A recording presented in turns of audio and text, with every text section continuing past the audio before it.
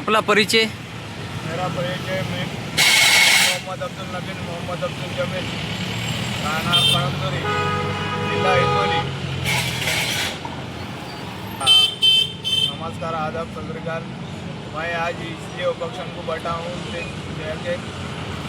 ताकि हिंगोली जिल्ह्यात अवैध वाहतूकची संख्या जास्तीत जास्त वाढली आहे आणि हे अवैध वाहतूक करणारे हिंगोली जिल्हा असो, कळमनुरी तालुका असो, ते टायमिंग काढायच्या कळमनुरी पोसाद, हिंगोली नांदेड, हिंगोली सेनगाव, हिंगोली सेनगाव आणि कनेरगाव सेनगाव हे जे टायमिंग दाखवते लोक याला गव्हर्नमेंटनं कुठेतरी टायमिंग देऊन दिली का?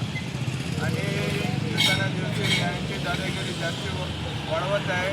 प्रशासनाने यांची दखल घ्यावी आणि यांच्यावर कायद्याची कारवाई लवकरात लवकर करावी।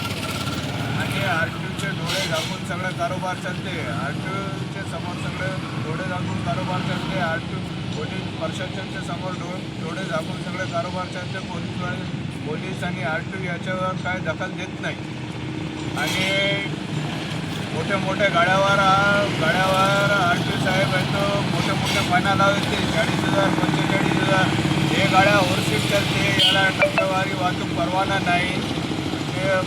हे RTOच्या समोर चालते, RTOच्या समोर डोळे झाकून हे सगळं कारभार। याला टप्प्यावारी वाहतूक करण्याचा परवाना आहे का? याला कॅबिनमध्ये सीटा बसवायचा परवाना आहे का?